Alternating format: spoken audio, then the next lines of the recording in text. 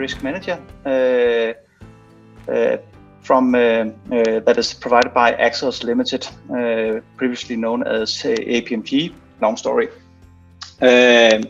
Mentrix does offer this certification as well as many other certifications, and the partnership with 7N and Mentrix is actually to enable you guys to have a very low cost access to an online library of all the courses that Mentrix currently have in its library.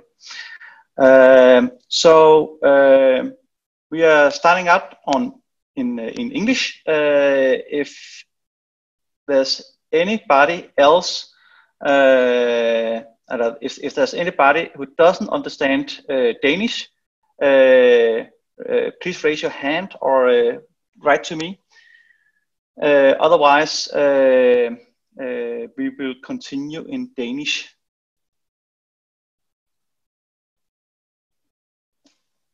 By the way, you are able to write comments to the bar on your right side. Okay, så det virker som om, at vi godt kan fortsætte på dansk. Igen, hvis der er nogen, der ikke forstår noget af det, så skriv det til os, så skifter vi bare tilbage til engelsk. Goodie.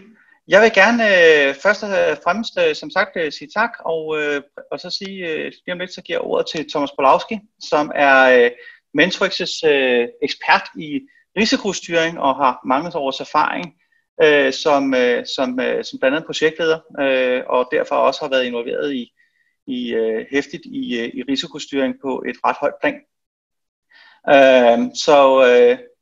Thomas, hvis du vil tage ordet, så er det hermed dit.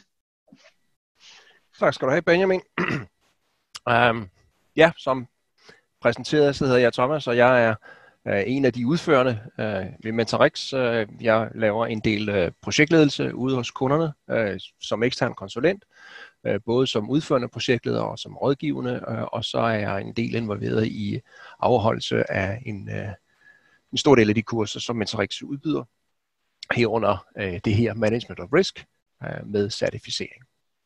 Lad os grave os ned i det med det samme. Management of Risk. Lad os lige perspektivere, hvor vi ligger henne i den her pakke, som Axelos jo kalder for, eller vi kender som Best Practice Portfolio, eller den gruppe af certificeringer og standarder, som danner en komplet, fuldgyldig governance-pakke for de fleste organisationer, som vi arbejder med.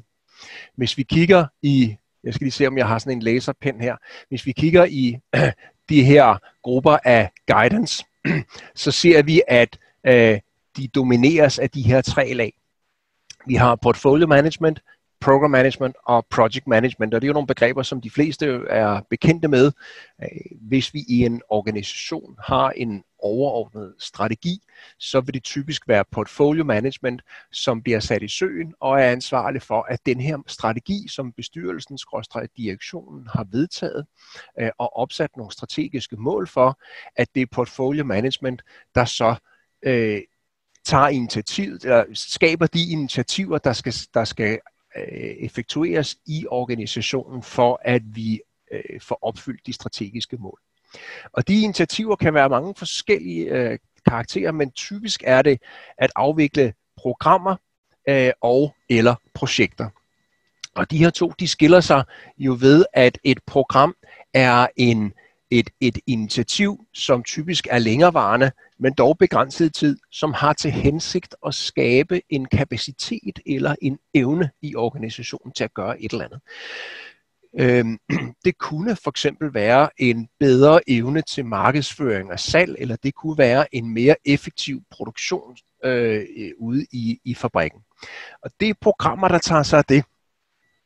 Altså den her sådan lidt flyvske, måske lidt det her bløde, undvigende mål, at vi skal være bedre til et eller andet, eller vi skal kunne noget på en anden måde, eller vi skal skabe en eller anden form for evne i organisationen.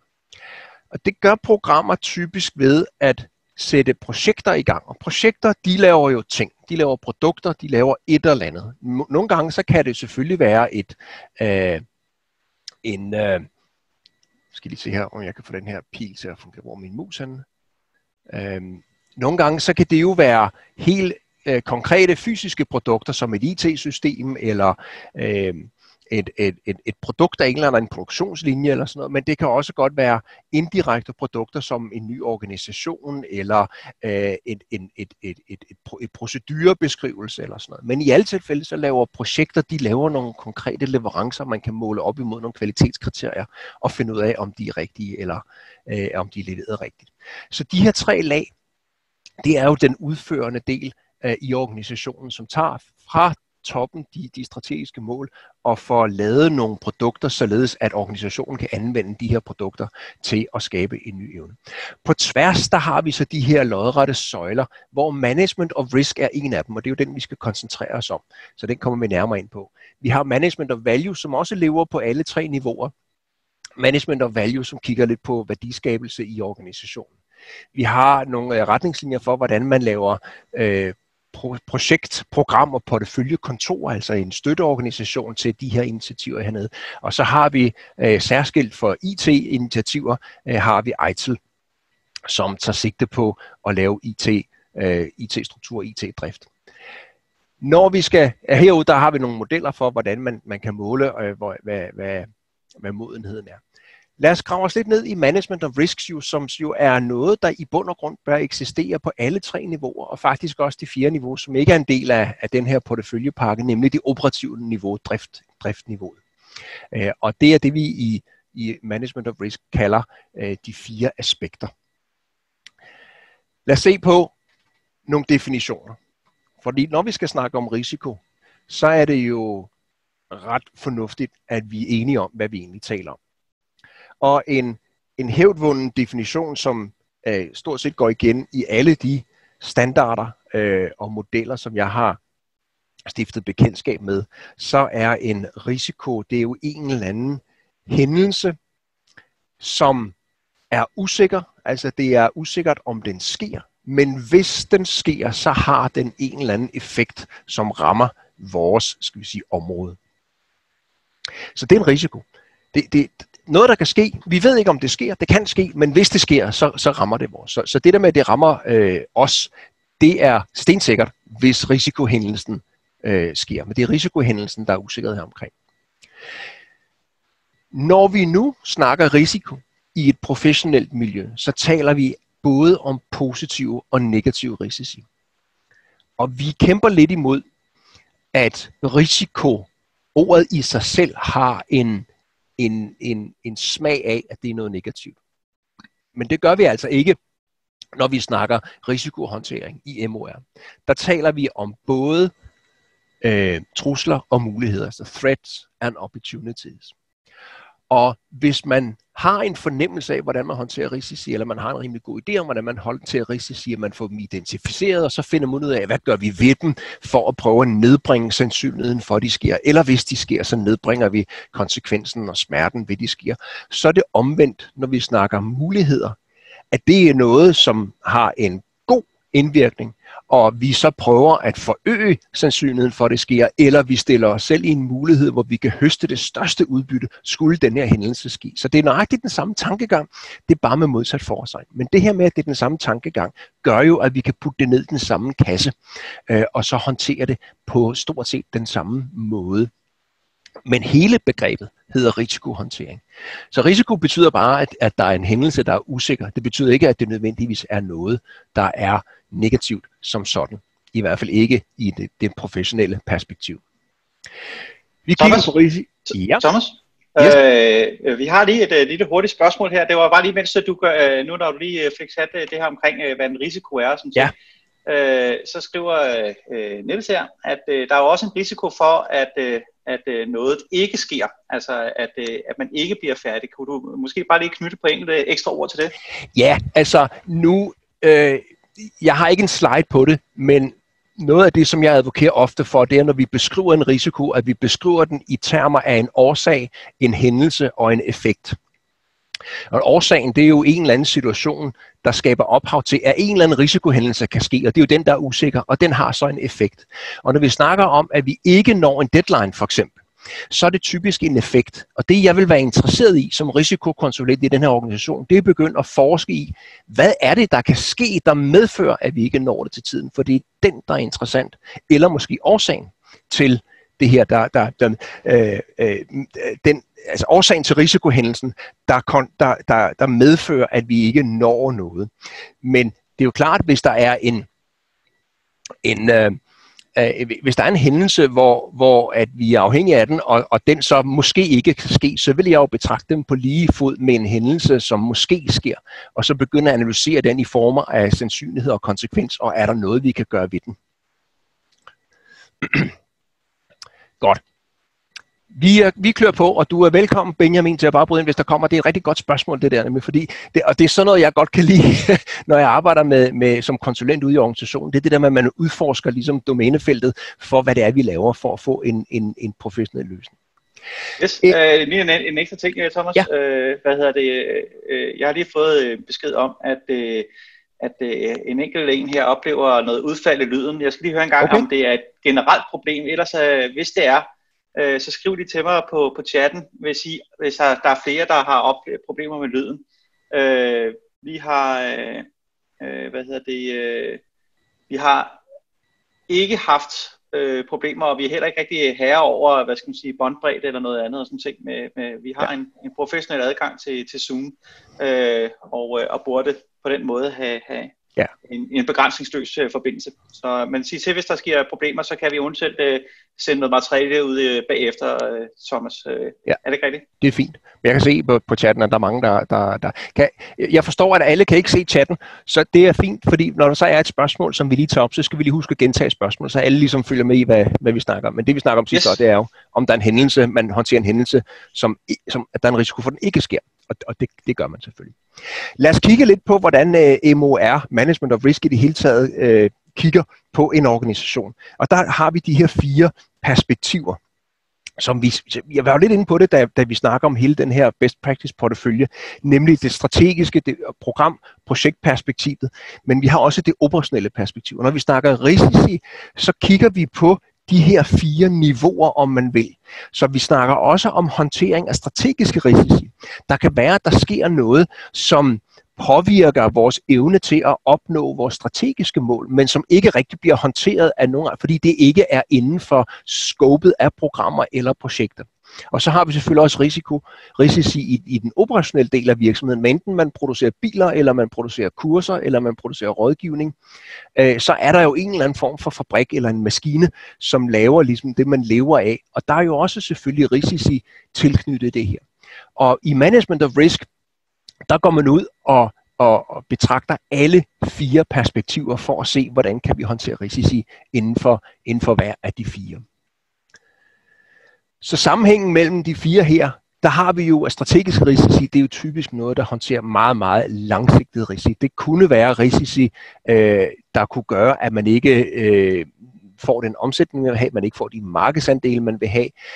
Det kunne være i en eller anden form for ikke-organisk vækst, altså opkøbing eller mergers af andre virksomheder, at der er nogle risici, der er der.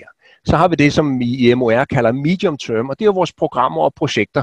Og der taler vi altså fra måneder, halve år til en 5, 6, 7, 8 år, vil jeg tro. Altså de store programmer har jo det perspektiv. Ja. Og så short term, det er operationelt. Og så har vi nogle pile, der viser sammenhængende der. De er måske lidt overflødige, fordi der er stort set pile mellem alle kasser. Og jeg savner i bund og grund en pil fra program til operation. Visse programmer har elementer af drift i sig for at nå den organisatoriske kapacitet, som programmet er sat i verden for at løse. Men det sætter ligesom de her 4 perspektiver i relation til hinanden, at hvordan tingene hænger sammen. Okay, lad os se, hvordan vi arbejder med risici på et ordentligt niveau. Der har vi den her tegning, som vi kalder Management of Risk Framework, som er, det er hele MOR set sådan i et hug. Og hvis vi forestiller os, at det er sådan en konstruktion, vi ser fra toppen af, og det vil sige, at den her, der hedder MOR Principles, den mørkegrønne ring, om vi vil, der er herude, det er fundamentet, fordi det er det, der står allernederst. Og så bygger man nogle lag ovenpå. Vi har vores principper hernede, så har vi vores processer, hvordan man i praksis arbejder med, ligesom opskriften, hvordan vi håndterer risici, og så har vi de her pile herude. Det er de produkter eller informationssamlinger eller dokumenter er det jo ofte, selvom vi skal passe på med at sige, at det er et dokument, fordi det er jo egentlig en dokumentation, eller en samling af dokumentation, hvordan vi arbejder med risici. Men lad os prøve at gå ned i dem sådan en af gangen. Vi starter med vores principper, fordi principperne er ekstremt vigtige, synes jeg, når vi snakker om governance. Når nu vi arbejder med governance, og det er jo ud over risici, det kan også være projekter og programmer, porteføljer, så snakker man meget om det, som vi kalder tailoring eller tilpasning. Det vil sige, at man tager en eller anden governance og går ud og vurderer, hvorvidt den her governance, den her procesbeskrivelse, den her model, passer i sin rene form til det arbejdsfelt, som vi arbejder med. Og det gør det ofte ikke. Og derfor taler vi meget om det her med tilpasning. Altså, så tilpasser vi modellen, så den passer til vores arbejdshverdag, så den passer til vores omstændigheder, den passer til vores virksomhed og vores kultur. Men lige så snart vi begynder at snakke tilpasning, så dukker spørgsmålet op. Jamen, hvornår er det nok? Hvor meget kan vi bøje MOR, og så stadig kalde det MOR? Hvis man er certificeret, så vil man jo gerne overholde, skal vi sige, standarden, så man kan gå ud og sige, jamen, vi kører efter de her standarder her. Det er den ene ting. Den anden ting, det er jo, at de er jo best practice principper for risikohåndtering. Og det vil sige, at man har fundet ud af, hvad der virker derude, og så har man samlet det og beskrevet det, og så får vi den her. Og det vil sige, det er, hvis man følger de her retningslinjer, der er i MOR, så får vi også erfaringsmæssigt en god risikohåndtering. Og det vil sige, den vil vi helst ikke afvige alt for meget fra. Så principperne er grundlaget for, hvor meget vi kan tilpasse og ændre og aligne vores processer til den givne situation. Og derfor synes jeg, at principperne er ekstremt vigtige, for dem må vi jo ikke fravige. Det er derfor, de hedder principper, ikke også? Vi må ikke fravige dem. Men hvis man har styr på de 8 principper, som der er listet her, så ved vi også, jamen så længe vi overholder de her ting, så kan vi jo tweake lidt, og vi kan ændre lidt, og vi kan måske sætte nogle ting på hovedet, eller ændre indholdet i et dokument. Men så længe vi overholder intentionen i de her principper, så burde vi være på god jord. De her principper er delt op i 7, som vi kalder enablers. Og det vil sige, det er nogle områder, hvor man overvejer, hvordan man har tænkt sig at gøre det, for ligesom at give mulighed for, at det vi foretager os, det bliver en fornuftig risikohåndtering. Og den sidste, det er jo så resultatet af, at vi har håndteret de her 7 principper og risikohåndteringen generelt, så burde vi få det, der hedder achieve measurable value, det vil sige, at vi får en værdiforøgelse i organisationen ved at håndtere risici. Og hvis ikke vi får en værdiforøgelse, så er der ingen grund til at lave det. Det er jo derfor, det er et princip her.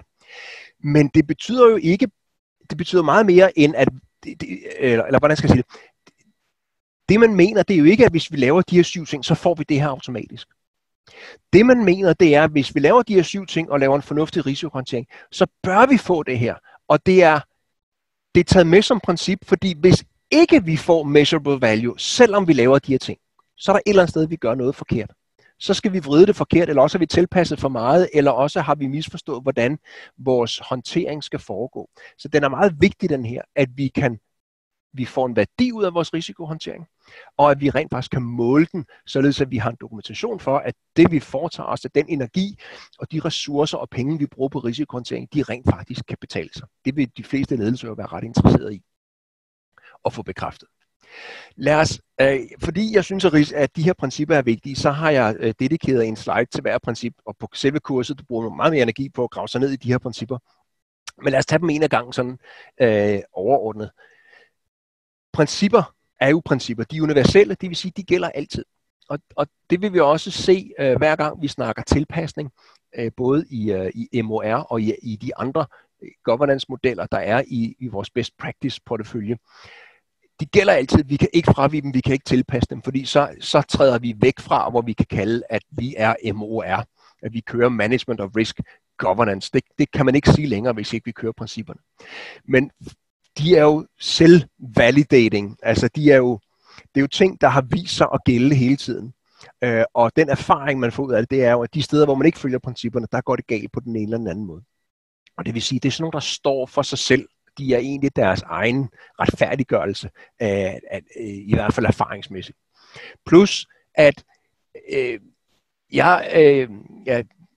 er jo nok ikke nogen hemmelighed efterhånden, at jeg er en stor tilhænger af de her principper, fordi det sætter scenen for, hvordan jeg som konsulent og projektleder og programleder og rådgiver for porteføljer, hvordan vi skal agere, fordi det giver mig nogle retningslinjer for, hvordan vi bør agere i en given situation. Og det er det er sådan en empowerment, vi får, at vi der allerede gennem vores principper. Vi har ikke foretaget os noget som helst. Vi har ikke identificeret nogen som helst form for risici endnu. Vi er slet ikke gået i gang, men vi har allerede en rimelig god idé om, hvordan vi skal forholde os. Første princip, align with objectives, altså at den risikohåndtering, vi laver, skal støtte, at vi når vores mål. Det siger næsten sig selv, men det er jo mange gange, så oplever vi, når vi kommer ud i organisationer og rådgiver, at det de foretager sig, når man så spørger, jamen, hvordan støtter det her så jeres strategiske mål, eller de mål, der er sat for projektet eller programmet, eller de mål, der er sat nede i jeres drift med produktionsmål og kvalitetsmål. Hvordan understøtter det her? Og så, det ved man så ikke. Og så er mit næste spørgsmål der, hvorfor gør vi det så? Ikke også? Så det er et princip i sig selv, at vi skal nå de her mål. Husk ordet smarter herover er jo et forslag til, hvordan man kan sikre sig, at man har defineret målene. Vi ved, hvad målene er.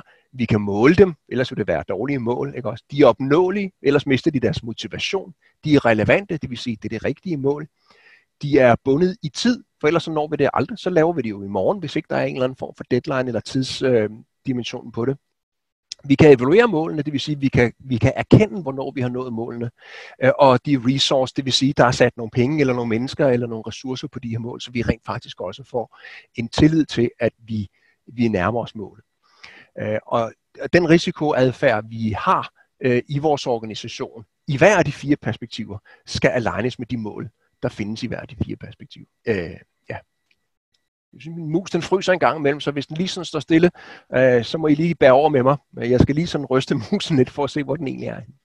Så har vi den anden, det er fits the context. Og det betyder jo, at det vi foretager os med vores risikohåndtering, skal ligesom ramme de omstændigheder, som vi arbejder i. Og det betyder jo så, at man har en intern og en ekstern forståelse for det domæne, man arbejder i. Intern, det er jo sådan noget med organisationen selv, hvad er det for en kultur, vi har, hvad er der af interessenter, hvad er det for nogle processer, vi arbejder med, hvordan virker det. Den eksterne forståelse, det er jo sådan noget markedet, miljøet, myndigheder, lovgivning, kunderrelationer, trends i udviklingen af inden for den industri, man nu arbejder i. Og det vil sige, at de risikoparadigmer, man sætter op der, skal være alignet op imod de her omstændigheder, således at vi også gennem vores risikohåndtering og risikoadfærd og de handlinger, vi gør for at håndtere risici, medvirker til, at vi leder frem til en fornuftig løsning af de udfordringer, vi har. Stakeholders, skal vi... Thomas? Ja. Ja, Benjamin her. Nu har jeg ikke lige fået et spørgsmål, men jeg har lige et enkelt spørgsmål, som jeg lige sidder og brænder ind med, når du siger, det der fit the context. Når jeg har været ude i organisationer og også arbejdet med risikostyring osv., så er en af de ting, som jeg i virkeligheden oftest støder på, det er, at man enten har alt for mange risikomomenter eller ting, som man er bange for at sker, eller har alt for få og slet ikke overvejet, om der er nogen risiko ved ens initiativer. Ja. Jeg sidder og tænker lidt på det her, at det skal være tilpasset den kontekst, man ligesom er i. Er det i virkeligheden en af de sværeste ting, sådan rent kulturelt ude i organisationerne? Hvad er din erfaring der? Ja, altså, jeg er helt enig. Den binder lidt sammen med det princip omkring, at den skaber en kultur, en risiko, altså supporterende kultur. At det her med at fits the context er jo også et spørgsmål om at finde det rigtige niveau for risikohåndtering. Vi kan jo snilt bruge væsentligt flere ressourcer på risikohåndtering, end det er givetigt.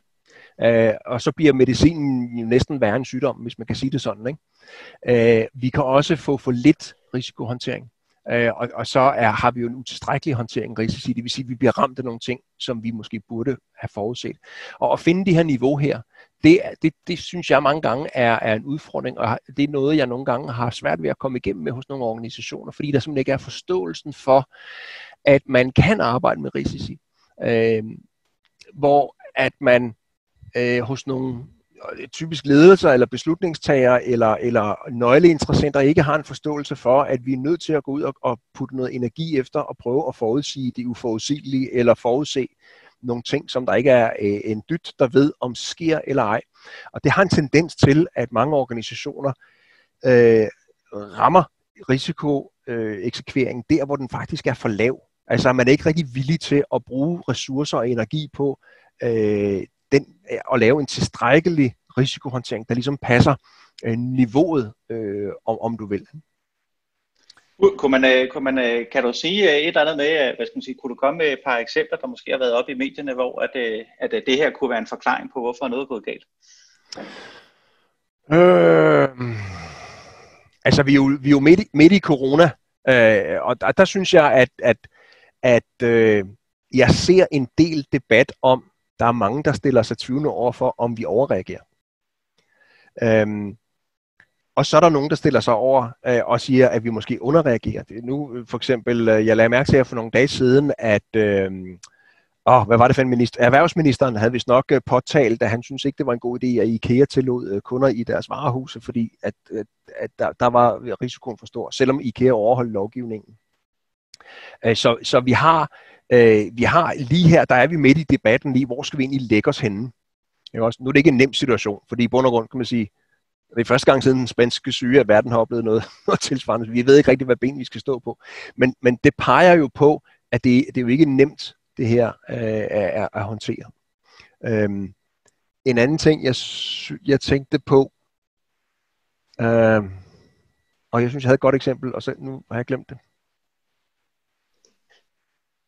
Det kommer tilbage. Det dukker op, hvis det dukker op, ikke? Ja. Jo. Men ja, fix the context, altså niveauet og ramme på det rigtige sted med en tilpas mængde. Jeg ved godt, det er nemme ord. Det er sådan nogle konsulentord i bund og grund at sige, ikke?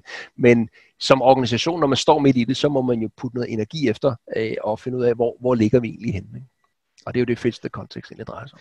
Ja, og det er jo også, hvad skal man sige, det er jo også meget forhold til netop at tilpasse i forhold til, hvad skal man sige, hvad der er reelt.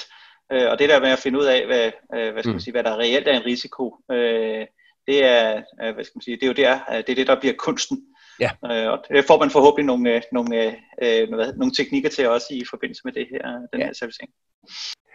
Altså, det som MOR giver, er, at det giver jo et etableret, velafprøvet rammeværk for, at man har en struktureret tilgang til at afdække det her målområde. Ikke?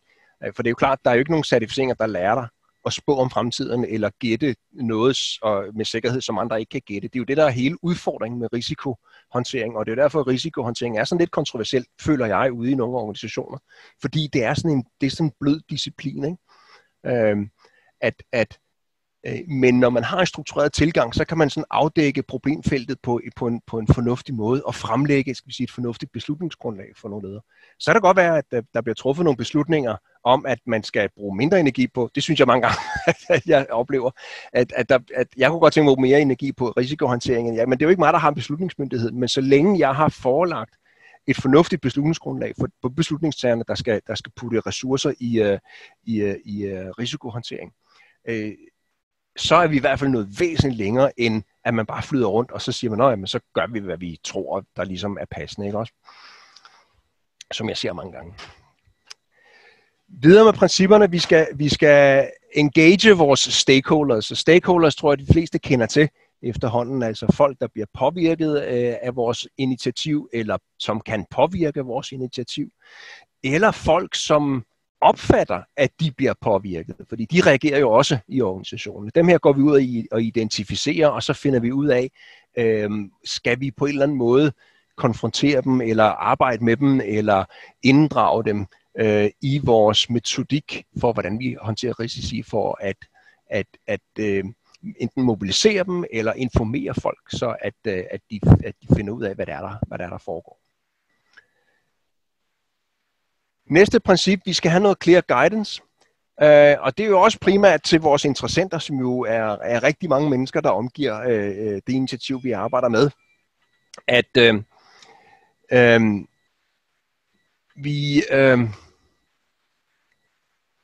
vi har for hver vores perspektiver, der skal vi have nogle klare retningslinjer for, hvordan gør vi egentlig tingene. Hvis man arbejder med best practice porteføljen inden for Axelos, der er der jo retningslinjer, i hvert fald inden for porteføljeprogram og projekt, som er rimelig detaljeret i forhold til, hvordan de anbefaler, at man arbejder med risici. Og der ser vi, det er den samme terminologi, som vi ser i management of risk også, og det er jo derfor, at de tingene hører sammen i den samme portefølje. Ikke? Vi skal overveje, hvorledes vi engagerer ressourcer og folk og medarbejdere i hver perspektiv inden for risikohåndtering, således at når folk begynder at arbejde med den her risikohåndtering, at man ikke er i tvivl om, hvad det er, man skal gøre. Så har vi informs decision making, og det er jo, hvor vi er henne, og man kan træffe nogle fornuftige beslutninger omkring risiko, og det er typisk omkring risikoreaktioner, eller hvad gør vi ved det, som jo er det er et kernespørgsmål mange gange, når vi står i en situation, og mange gange en ukendt situation. Og risici er jo en ukendt situation mange gange, fordi det er jo ofte et sted, hvor der sker nogle ting, som vi ikke havde forudset, eller som vi måske har forudset, men som vi ikke rigtig har tænkt over, hvordan vi har tænkt os at håndtere. 2 vigtige ting, som vi arbejder med her, det er Key Performance Indicators, hvor vi går ind og måler nogle konkrete ting, i forhold til, at vi kan tage beslutninger, og så det, der hedder Early Warning Indicators, som jo også er et målepunkt, som man har analyseret og defineret, at her, hvis der sker noget inden for det her måleparameter, så vil det være en indikation af, at der måske sker noget lidt længere fremme, som kunne være værre. Det kunne for eksempel være, hvis vi har en Key Performance Indicator, som er lad os sige, kundeservice. Hvor god en kundeservice har vi i vores serviceafdeling? En Early Warning Indicator kunne for eksempel være omsætning af personale i den her afdeling. Altså hvis der er flere, der bliver ansat og siger op, hvis det går rigtig, rigtig hurtigt, så er der jo måske en risiko for, at vi ikke fastholder den viden, der er i afdelingen. Og det kunne være en indikator på, at hvis personaleomsætningen stiger, at så vil vi opleve et fald i kundetilfredshed. Og der går vi ind og bruger den risikohåndtering til, at den hjælper os i vores styring af på de initiativer, vi har, på de perspektiver i organisationen. Så har vi den her Facilitate Continual Improvement, og der er vi ude og se, at vi samler data sammen, vi samler erfaringer sammen. Det vil sige, når vi sætter et eller andet initiativ i gang og begynder at arbejde med noget risikohåndtering der, så går vi også tilbage og måler på, hvordan virker det her risikohåndtering. Bliver vi klogere? Virker det ikke? Og så bruger vi det som feedback til, at vi løbende forbedrer vores risikohåndtering. Det er jo ligesom i mange andre områder, hvor vi konstant går tilbage og laver en feedback og en reevaluering og laver noget retrospektiv vurdering, hvor vi så ser, at der er noget, vi skal ændre på. En af de ting, som MOR gør i det her forhold, det er, at det stiller til rådighed for os det, som de kalder en health check, som jo i bund og grund er bagerst i manualen, hvis man har fat i sådan en der, og det, i hvert fald på kursus, så arbejder vi med sådan en. Der er flere sider fyldt med spørgsmål omkring alle facetter inden for risikohåndtering, som vi arbejder med i MOR, som man kan stille sig selv og finde ud af, har vi egentlig tjek på de fleste ting, eller går det godt inden for de forskellige områder.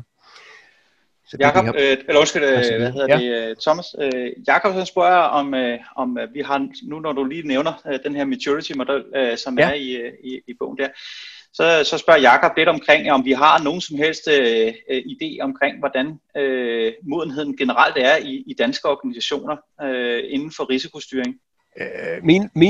Min udenbare fornemmelse det er, at den er ikke særlig høj. Nej, det er, hvad skal man sige, at hvor man altså jeg vil sige, at altså, hvis man kan måle det ud fra, hvad vi ved om projektledelse, så ved vi, at en efterhånden relativt gammel analyse, som jeg tror, det var Gartner, der lavede, sagde, at 2 ud af 10 projekter lykkes. Og det tal, det kører lidt op og ned, alt efter hvem man spørger, og hvordan man ligesom måler på det. At det man typisk lever over på når man sådan spørger med Rigsrevisionen og sådan ting, når de kigger på, om projekter lykkes, ikke, så er det jo tid og omkostninger, som de primært fokuserer på. Og der kan vi også se, at der er en hel del projekter der, som ikke, sidder lige i skabet. Og mange af de ting, der sker i hvert projekt, det har jo noget at gøre med risikostyring. Altså, hvad gør vi, hvis du ikke når at aflevere den her dims til tiden, eller hvad gør vi, hvis den ikke har den rigtige kvalitet, osv. Så alle de der hvad nu spørgsmål, det er jo mange af de ting, som det kan godt være, at man er i stand til at liste 1500 ting op, der kan ske i projektet, men ikke nødvendigvis så have styr på det undervejs i hele projektets levetid. Så mange gange så ser vi, at desværre at risikostyring, det er sådan noget, man maksimalt bruger noget kræfter på i starten af projektet, og får listet en masse ting, herunder atomkrig og og faldende oliepriser, som man måske for en gang skyld havde ret i under coronakrisen her, men et eller andet. Og så senere hen, så er det et skuffedokument, som man ikke rigtig formår at holde opdateret, fordi der går detaljer i det. Jeg er helt enig, og jeg har også været skyldig i det, men jeg oplever det også mange steder, hvor jeg kommer ud. Altså, jeg er selv blevet sådan lidt af en risikorytter, eller hvis man kan kalde det, altså hvor jeg er opmærksom på, at vi kører risikohåndtering i de projekter, jeg er ude at arbejde med, og de organisationer, jeg er ude i, spørger jeg meget hurtigt ind til, hvordan de håndterer risici, fordi det er min erfaring, at det er meget svagt forskellige steder, og jeg tror, der er flere årsager til det. Risiko til forskel fra mange andre arbejdstemaer inden for de forskellige perspektiver, er jo en af de få, hvor at man taler om ofte et skyldspørgsmål, eller der kan peges fingre. Og det kan der jo, altså hvis man arbejder med business case, eller man arbejder med, hvad ved jeg, planlægning og ting og sager, så er der ikke i den samme grad en latent risiko for, pun not intended, at der er en risiko for, at man står i en situation, hvor at der er sket et eller andet. Det har en effekt på projektet, typisk negativt, og så kigger man på projektlederen, og så siger man, hvorfor havde du ikke foretaget dig noget, eller hvorfor havde du ikke forhindret det her, eller hvorfor havde du ikke forudset, eller man kigger på en styregruppe og siger, hvorfor var I ikke med, eller man kigger på noget. Og den her pegen fingre er typisk noget, som afholder, synes jeg, folk fra i det hele taget at engagere sig i området. Fordi det er sådan lidt, hvem har skylden? Det er den ene ting. Den anden ting, det er rumpesvært, for at sige det lige ud, at lave risikohåndtering, fordi vi prøver at forudsige nogle ting, som der ikke er nogen, der aner, om de sker eller ej. Mange gange så skelner man jo mellem det her, som man populært kalder for the known unknowns, og så det, man kalder the unknown unknowns. Så de known unknowns, det er sådan noget med nøglemedarbejdere, de forsvinder ud af projektet. Sådan noget, fordi det ved vi, det sker hele tiden. Men det kan vi håndtere. Og så er det de der unknown unknowns, som der lige pludselig kommer som en lyn for en ostemad. For eksempel, at hvad ved jeg, der er en eller anden, der bor hul i en vandlomme under Storebælt, og så bliver hele Storebæltstunnelen fyldt med vand. Ikke? Det er sådan en unknown unknown. Så kan man måske godt sige, jamen en geolog burde måske, jo, men helt ærligt ikke, altså man borer under jorden. Og det er rigtig, rigtig svært, og derfor så tror jeg mange gange, at man sådan undgår det en lille smule, fordi det er meget vanskeligt, fordi man skal træffe nogle beslutninger, der pådrager sig ansvar. Der er nogen, der skal bruge nogle penge, som hvis det så viser sig, at risikoen aldrig indtræffer, så vil de her penge jo brugt forgæves, kan man måske sige, eller det er der måske nogen, der vil sige. Ikke? Det oplever jeg nogle gange, at der er den her dansen om den varme grød, når vi snakker risikohåndtering, som gør, at mange de siger, ja, okay.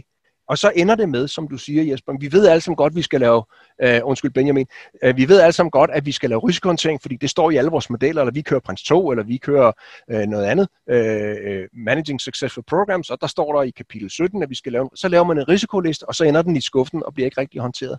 Og man når måske ikke engang så langt til, som til at vurdere, hvad er det for nogle tiltag, vi skal lave for at nedbringe sandsynligheden eller undgå risiko.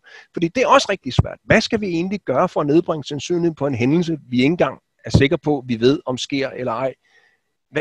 Hvordan gør man? Og så mange gange så bliver det sådan noget med, jamen det er der nogen, der må kigge på, eller vi holder os orienteret, står der så i vores risikoplan, ikke? Som i bund og grund er værdiløst er det måske ikke, men det er i hvert fald meget, meget lidt operationelt, ikke også, at man får de her ting. Og det knytter en lille smule tilbage til det, jeg sagde sådan for et stykke tid siden, at det er også min opfattelse af det her med, at kulturen i organisationerne er. Der er mange organisationer, jeg har sådan en fornemmelse af, at når så man går til ledelsen og begynder at snakke risikohåndtering, så får man sådan nogle himmelvendte øjne, eller blanke øjne, så er det sådan, at ja, det ved jeg godt, og sådan noget, ikke? Men når man så beder om, at jeg skal have 750.000 kroner ekstra på budgettet, for at håndtere de her risici, så får man jo altså ståløjne den modsatte vej, ikke? Fordi det er sådan noget, jamen, at de her penge, er du sikker på, at det sker, de her ting, du har skrevet? Nej, altså det er derfor, vi laver en risiko. Det er fordi, vi ikke ved, om de sker. Men vi vil jo helst ikke være i en situation, hvor vi ikke er klar, hvis de sker. Og det er jo ofte det ender med som resultatet. Så det er meget relevant, det du nævner der. Og jeg oplever det selv. Jeg kender også de der Gartner-analyser der.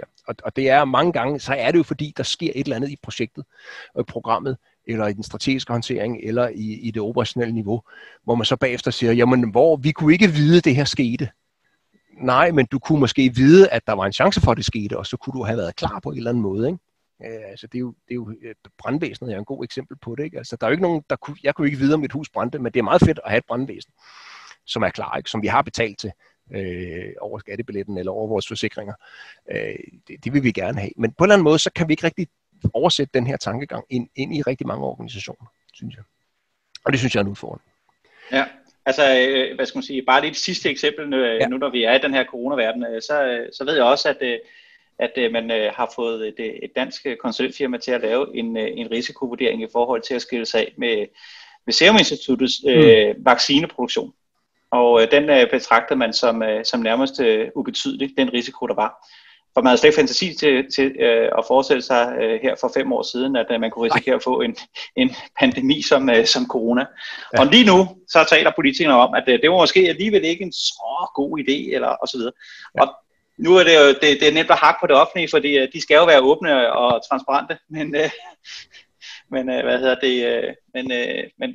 det betyder bare, at det er bare for at sige, at selv de bedste hoveder kan nogle gange gøre det her forkert. Og jeg tror også, at det er en af grundene til, at mange mennesker har sådan en naturlig modstand mod at kaste over noget, som måske er en lille smule for svært. Så ja. Jo, men altså verden er fuld af de der eksempler, ikke? Vi ser jo store hævdvundne selskaber, som drøner ned med et brag, fordi man bare ikke var klar. Pan Am, Kodak, altså, så det er vigtigt at kunne det her. Det leder os frem til det næste princip, jo, som jo er create a supportive culture. Det er altså princip, den risikohåndtering, vi laver, skal medvirke til at løse lige nøjagtigt de udfordringer, som vi har snakket om, Benjamin og jeg, de sidste stykke tid. Det er bydende nødvendigt at få en fornuftig risikohåndteringsparadigme i en organisation, at vi får en kultur, hvor folk begynder at erkende, at risiko, det er altså noget, man skal putte nogle penge i, og det koster noget at håndtere risici, og det koster noget at tage en risiko, og en risiko har en værdi, man kan vurdere, og så kan man tage en beslutning om en risikoindsats, er det værd. Og så er der måske nogen, der siger, at det kan man jo ikke. Jo, bare spørg forsikringsselskaberne, fordi de gør ikke andet, end at vurdere, hvad er risikoen for, at noget sker, og sætte en værdi på det i en konkurrencepræget verden, og de klarer det ganske fint. Ikke? Så det er noget, som vi skal tænke over, og som jeg tænker meget over, når jeg er ude i organisationer, det er, hvad kan vi gøre ved at håndtere den her organisation? Nu, min uddannelse er jo det, der hedder Organizational Psychology, eller organisation og ledelse, vil jeg kalde det på dansk. Så for mig så er det noget, der ligger mit hjerte meget nær, det der med at påvirke organisationskulturen. Det er drønsvært, fordi det er typisk mange ting, der er meget, meget rodfæstet. Og specielt synes jeg måske, jeg ved ikke, om der er noget i den vestlige verden, der gør det der med, at vi er jo meget glade for planer i den vestlige verden. Vi er meget glade for at kende fremtiden og kunne skrive den ned på et stykke papir og sætte nogle milepæle op. Og risici er noget, der ligesom går lidt på tværs af alt det der ved at komme ind med et element, der siger, jamen det her, det kan du ikke forudsige, du kan ikke planlægge, du kan ikke lægge en milepæl for, hvornår den her risiko sker. Og derfor er det måske noget, der sådan stritter lidt på folk. Ja. Noget af den kultur, der er, det er jo et spørgsmål om at erkende, at man kommer til at bruge nogle penge, som man aldrig nogensinde får igen, fordi at det der, man sikrer sig imod, det er bare aldrig sket nogensinde. Men vi er jo egentlig meget glade for det, når vi betaler vores brandforsikring, eller vores tyveriforsikring, eller vi betaler for vores forsvar, eller noget andet. Så er vi egentlig meget glade for, at pengene egentlig aldrig nogensinde, det viser, at vi aldrig nogensinde fik brug for det. Så tankegangen er der jo. Den skal internaliseres lidt hårdere i virksomheden. Det sidste princip, vi har, det er det her Achieves Measurable Value, hvor de risikohåndteringer, vi har, vi skal på en eller anden måde kunne gå ud og måle, at det giver en værdi til organisationen. Mange gange så er der et eller to eksempler, der ligesom skal ramme, altså sige, her der var der altså et eller andet katastrofalt, som dræbte 4 af vores konkurrenter, men vi var klar, fordi vi havde forberedt os. Det er meget, mange gange noget, som kan være med til at understøtte en risikostyringskultur. Altså de flyselskaber, som i 90'erne ikke drønede ned under, som Pan Am gjorde for eksempel, da det skete i sin tid, var jo nogen, der ligesom havde forberedt sig. Den del af industrien, der havde forberedt sig på digital fotografi, og dermed ikke blev flået ned i løbet af en meget, meget kort tidsperiode, ligesom Kodak gjorde, som var jo førende inden for hvad de lavede, og de var væk i løbet af, det var ikke mange år, der gik.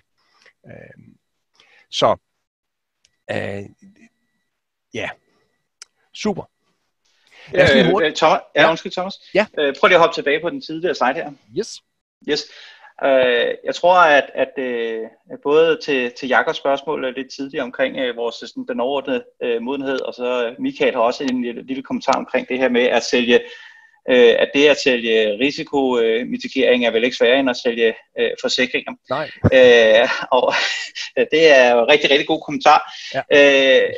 Men hvad skal man sige, at hvis man ligesom skal pege på et sted, hvor at man forhåbentlig kan få nogen fra dem, der træffer beslutninger omkring det her, og også til dels er ansvarlige, så er det at det her med, at en væsentlig pointe i netop i management of risk, altså det her kursus og certificering, som det her jo altså også er et udtryk for, og som i øvrigt er baseret på, jeg tror, der er 60.000 case-studier gennem 20 år eller noget retning. Ja, det bliver mere. Og at det her med, at det skal ligesom være målbart, vi skal kunne kvantificere den risiko, der er. Det tror jeg, at hvad skal man sige, det plejer at være et værktøj, sådan rent psykologisk, men også, helt objektivt, som er rigtig godt at tage fat i, hvis man på en eller anden måde er i stand til ligesom at sige, jamen, vi gør det her for at undgå, at du i næste måned skal stå tab for 30 millioner på bundlinjen, eller skal fyre 200, eller gå glip af at nå det her marked. Altså, når det er sådan helt håndgribeligt, så er det også nogle gange lidt nemmere at forholde sig til, i stedet for den der uendelig lange liste af risikomomenter, som vi ikke rigtig, og vi har ikke rigtig måske en metode til at kvantificere, om det hvor stor konsekvens det har i forhold til, hvor sandsynligt det er, det indtræffer. Så, yes. Men det er et ekstremt godt billede, det der, som Michael skriver, ikke? Fordi det er, i bund og grund, når vi laver risikohåndtering, så tegner vi en forsikring, ikke? Når jeg som projektleder eller som programleder går til den pågældende styregruppe og beder om nogle penge til et risikobudget, så er det jo i bund og grund en forsikringspræmie, jeg kommer og beder om. Og der er vi jo tilbage til den her Achieve Measurable Value, men bare på forkant. For mig er det jo lige så vigtigt, at man kan dokumentere, hvorfor er det, jeg beder om 7% ekstra oven i budgettet. Så det ikke er bare et eller andet, vi har hævet ud af den blå luft og siger, jamen, så skal vi jo også lige lægge 10% oven i budgettet til risikohåndtering. Jeg er ikke i stand til at svare på spørgsmålet. Hvorfor 10? Hvorfor ikke 5? Hvorfor ikke 15? Ikke også? At man har den her, man kan forklare, hvorfor det er, man gør tingene. Og når man har den her form for målbarhed, man har det her overblik, og man ved præcis, hvad det er for nogle risici, man har. Vi har lavet den bedste vurdering, vi kan af sandsynligheden. Og det er jo svært nok i forvejen, men altså, vi har den bedste vurdering, vi har. Vi har en vurdering af konsekvensen, og vi kan lave lidt matematik på det og finde ud af, hvor mange penge taler vi om. Så er det også meget nemmere på bagkant at så sige, jamen, der skete de her 7 ting, og de her 87, de skete så ikke. Det kostede så meget, men de 7 ting, der skete, sparede os for så meget. Så i det store hele har risikohåndteringen i det hele taget sparet os for en masse besvær og en masse penge. Og det kan jo være svært, og det er derfor, det er et princip jo. Ikke? Det kan være drønsvært, fordi nogle af de her risikoting, vi laver, sparer penge på den rigtige lange bane. Ikke også? Altså, hvad koster det at miste 5% af sine kunder? Det er næsten umuligt at måle, fordi det er jo noget, der har implikationer 5, 10, 15 år ud i fremtiden. Ikke? Jeg husker en helt konkret historie. Jeg talte med hos Lego, arbejder jeg på et program, og den pågældende programleder der, han sagde på et tidspunkt, at hans BMW, der røg taget af lige pludselig midt under kørslen. Jeg ved ikke, hvor hurtigt han har kørt, men altså, ikke også? Og da han så henvendte sig til fabrikken, så var de sådan lidt, de var ikke rigtige, at han kunne få lov til, men hvis han betalte for det og sådan nogle ting, så ikke? Og der sagde han jo også, jamen, altså, hvor mange penge bruger I på at finde en ny kunde i markedsføring, og ikke også, fordi nu har I mistet en. Ikke?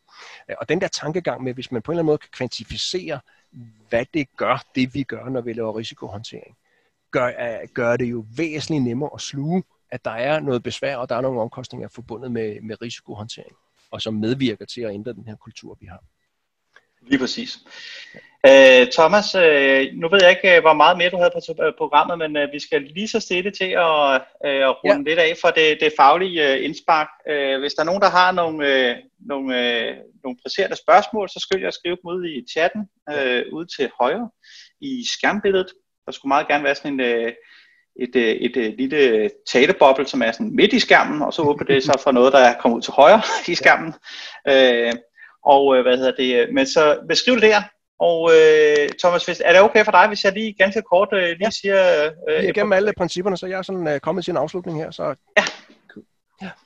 Yes, jamen som sagt, tusind tak til dig, Thomas, for at give os den her lille risikobrief.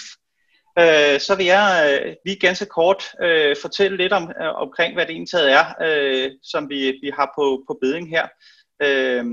Det er sådan så, at 7N og Mentorix har som sagt lavet et fint partnerskab, som betyder, at I får adgang til alle, eller kan købe adgang til alle de online kurser, som Mentorix har,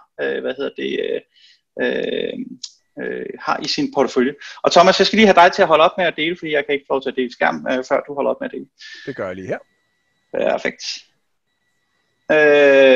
Så 2 sekunder, så skulle I meget gerne få lov til at se et lille skærmbillede. Kommer her.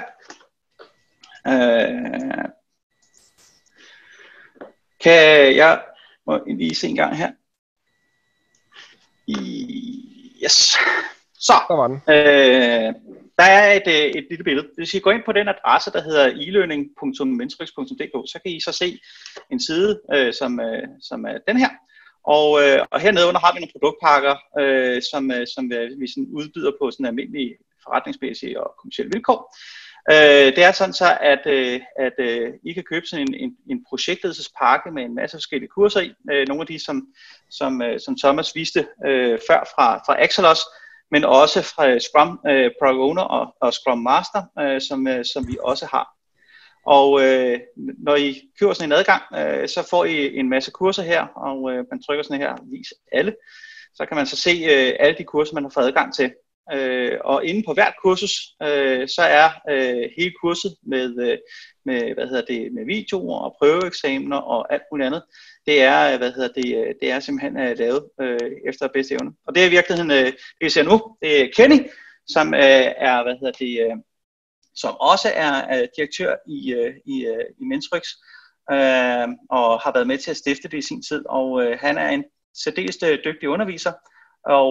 Og den måde det foregår på, det er, at man sidder og ser de her videoer, ligesom på samme måde som Thomas nu har talt til online, det her webinar, og alting bliver gennemgået sådan til sidste detalje. Og som en lille ekstra ting, så har vi sådan et lydfilm, der ligger hernede, hvis man har lyst til at sidde og lytte til det, mens man kører bil.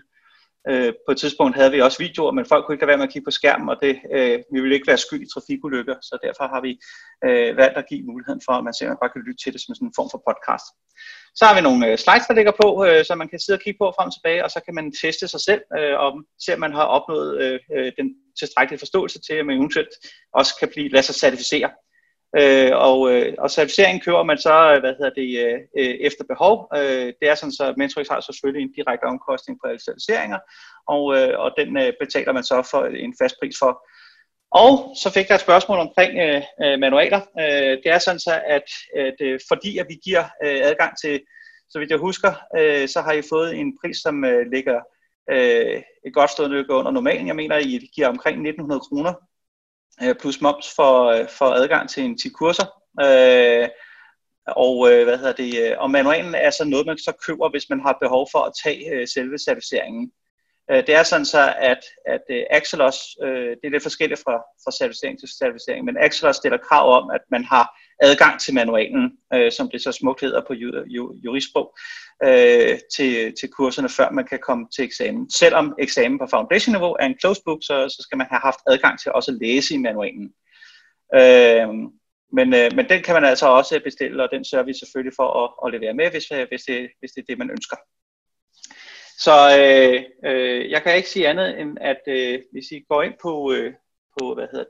på Mentorix' hjemmeside, eller kontakter os på kursus@mentorix.dk. I får også en mail om det, så kan I bestille direkte der. Og så skal jeg også skynde mig at sige, at de af jer, som har lyst til at tage det her MOR-kursus og være med til at højne modenheden inden for risikostyring generelt i Danmark, der sender vi sådan lidt ekstraordinært nogle spørgsmål, som man så kan forsøge at svare på i takt med, at man læser den her. Det er sådan, at vi sender et spørgsmål ud hver 14 dage til dem, der har lyst, omkring management of risk, frem til og med sådan sommerferien begynder. Jeg tror, det er lige i begyndelsen af juni, at vi sender sidste spørgsmål ud.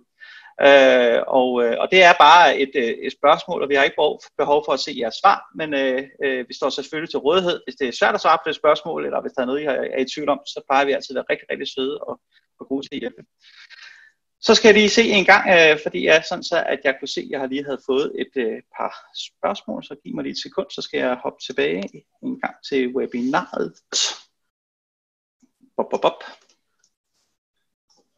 Og her.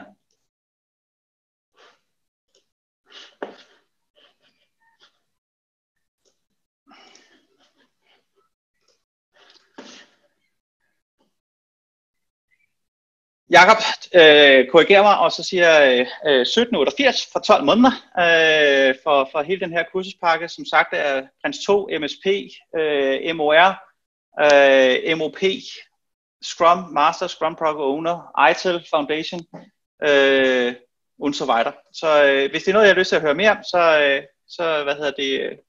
så skriv til os. Jeg sender selvfølgelig en mail ud, og som opfølgning på det her, og I kan også selvfølgelig vælge at tage fat i Jakob. Og så bliver der spurgt omkring, om det er en fysisk bog eller en elektronisk bog, og det er faktisk forskelligt fra kursus til kursus.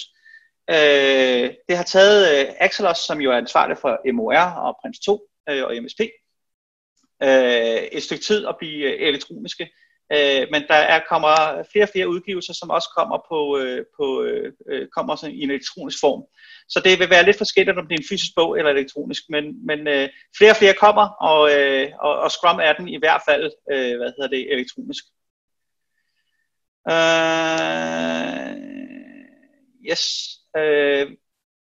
Det er MOR-manualen er så vidt jeg husker stadigvæk en fysisk bog. Og webshoppen, der kan I ikke se det tilbud, som vi har hos jer. Så hvis I er interesseret i det, så skriv enten til Jakob eller til os, og så skal vi skynde os at svare, og så kan I se, hvad der er inkluderet i det her. Men vi vil selvfølgelig ønske, at så mange af jer som overhovedet muligt benytter af det her tilbud, og I har det som sagt fra et år frem fra den dag, I bestiller. Hvis ikke der er, jeg skal lige se en gang her, om der var flere spørgsmål, som jeg ikke har nået at svare på. Jeg sender en mail ud, som sagt, og I er velkommen til at skrive direkte til mig, så skal jeg nok sørge for, at I får svar hurtigst muligt. Og så vil jeg slutte af med og så sige tusind tak, fordi I alle sammen lyttede med. Tusind tak for jeres super gode kommentarer og spørgsmål. Thomas, jeg er rigtig glad for at have kørt det her format. Det er jo også en lille smule corona-nyt for os. Så vi bliver hele tiden bedre og bedre. Skulle der være nogle ting, som I synes kunne være bedre, så send mig en mail. Jeg sendte en mail ud til jer alle sammen tidligere i dag. Og hvis I ikke der tror der er nogle enkelte nogen, som ikke har fået den. Der var noget galt med en mailadresse. Men ellers så skriv til mig. Eller svar på den mail, som jeg sender ud lige her umiddelbart efter med Thomas' slides her. Så tusind tak, og Thomas, vil du også lige knytte et par afslutter? Jeg vil også sige tak, og jeg vil sige tak til jer deltagere fra 7N. Jeg kan godt lide de spørgsmål, I har kommet med, fordi de vidner om refleksion og effektivsomhed. Så jeg håber, hvis I tager kurset, at vi ses på det, enten det bliver online eller fysisk. Det kommer lidt an på coronavilkårene. Men det er... Jeg kan godt lide at holde webinar på den måde, hvor der er lidt ping-pong og lidt dialog og nogle spørgsmål, der sådan viser lidt eftertænksomhed. Så tusind tak for dig. Jeg håber, vi ses. Ja, tak til alle, og tak til Jacob. Ha' det rigtig godt. Vi snakkes ved. Tak. Hej. Hej.